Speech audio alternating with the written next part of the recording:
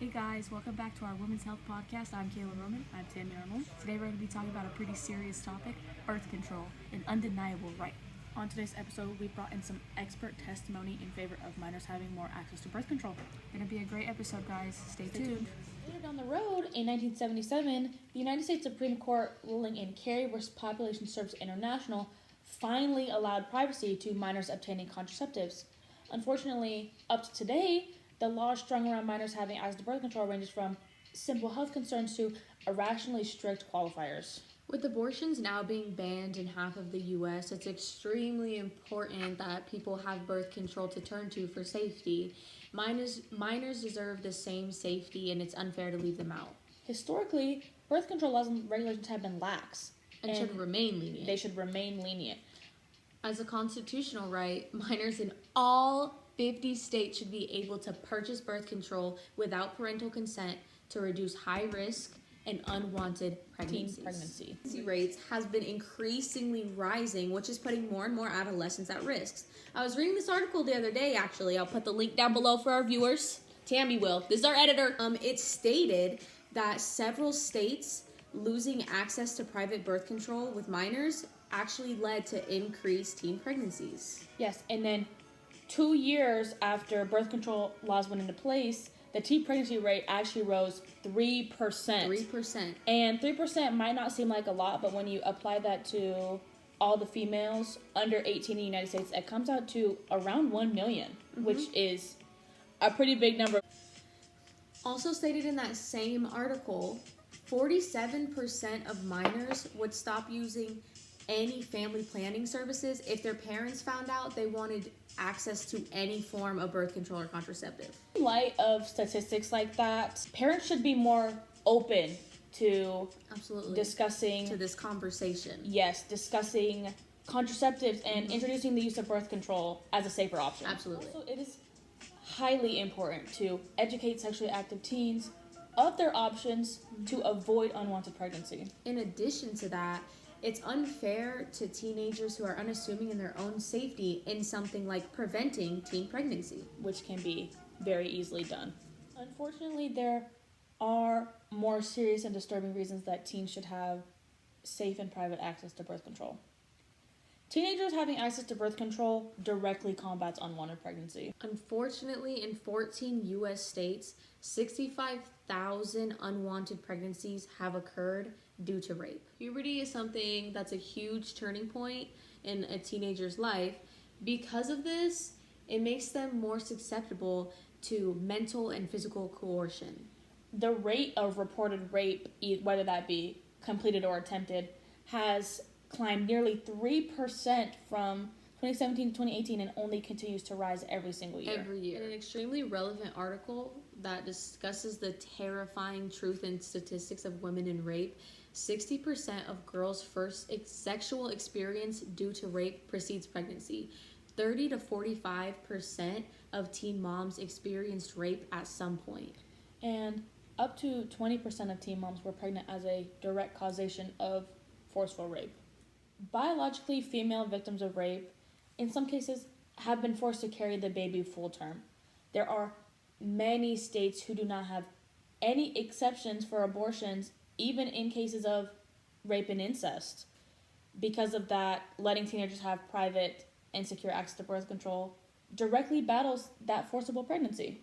Especially because not all teenagers are able or willing to voice their concern of possible rape, whether it be fear of dismissal or retaliation. Birth control is the safest way to prevent unwanted pregnancy in sexually active teenagers. Absolutely. And obviously, the safest way to prevent pregnancy at any age abstinence is to practice sexual abstinence, which, for those who don't know, is the idea of refraining from sex for a period of time or indefinitely. CDC and the American Academy of Family Physicians both highly recommend using birth control as a backup alongside the use of condoms. The CDC and AAFP released an article that states there are two main ways to prevent pregnancy. Abstinence.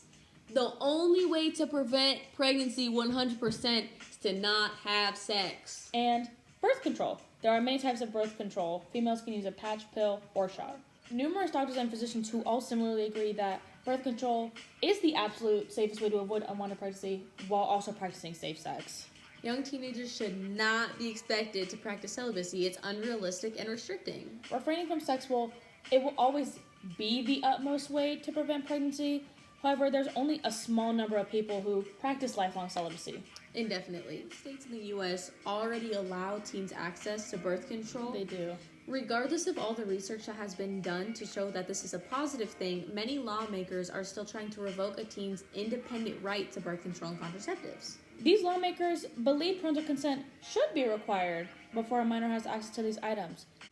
If these beliefs became a reality, it would not prevent minor sexual activity at all. The only thing it would do would make sexual activity way more dangerous. Studies have been created to prove that making contraceptives accessible does not encourage sexual activity. No, because at schools where condoms are accessible to students, they are twice as more likely to be having safe sex. In comparison to schools that don't offer condoms to their students. Yes.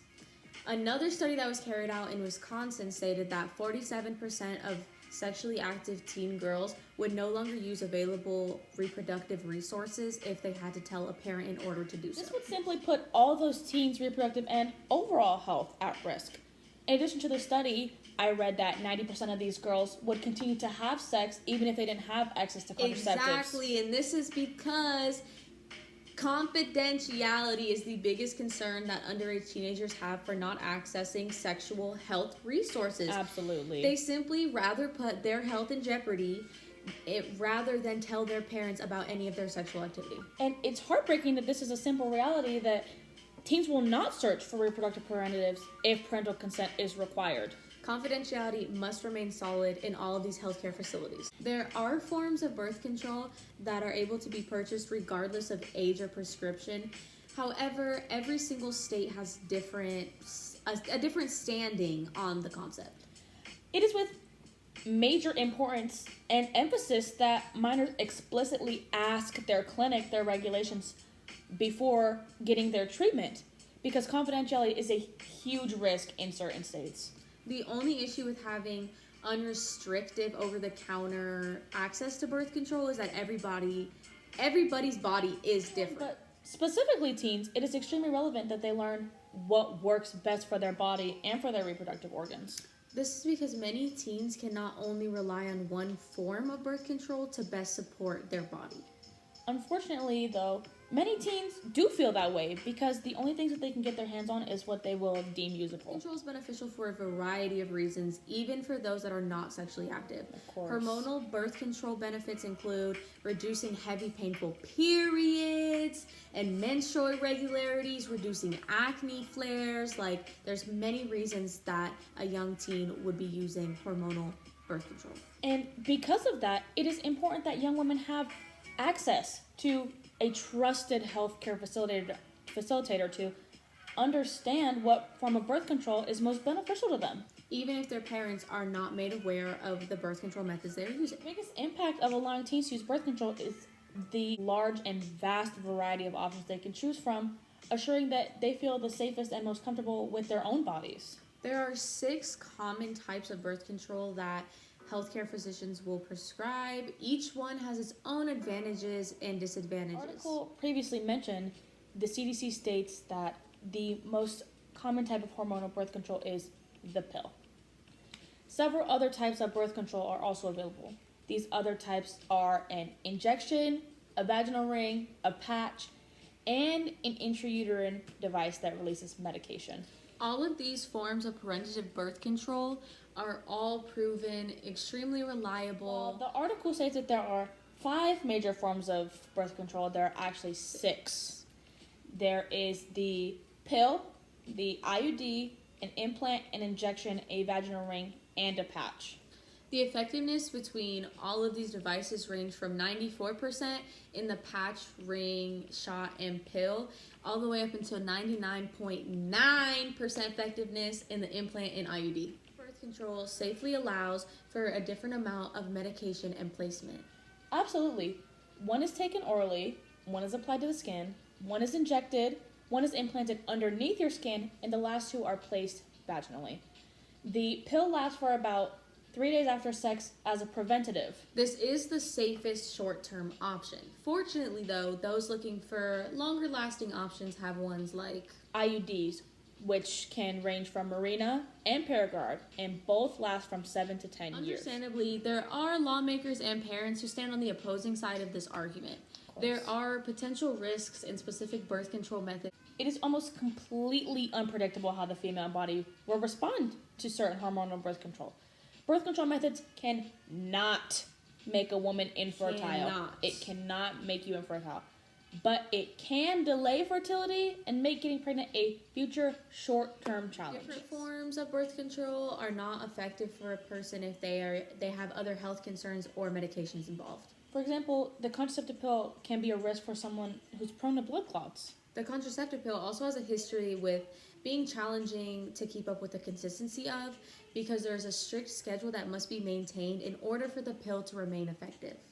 The pill needs to be taken at the same time every day on a consistent schedule for it to as long as the user for it to keep desires working. to use it. Absolutely. For a minor who's busy and occupied with school and work and friends, it can be undesirable. Absolutely. There are plenty other forms of birth control and contraceptives that a user can find that best suits them in their lives. To birth control is constitutionally a woman's right with or without parental consent. Birth control majorly prevents unwanted and unsafe teen pregnancies. Without it, many teens' health is at risk.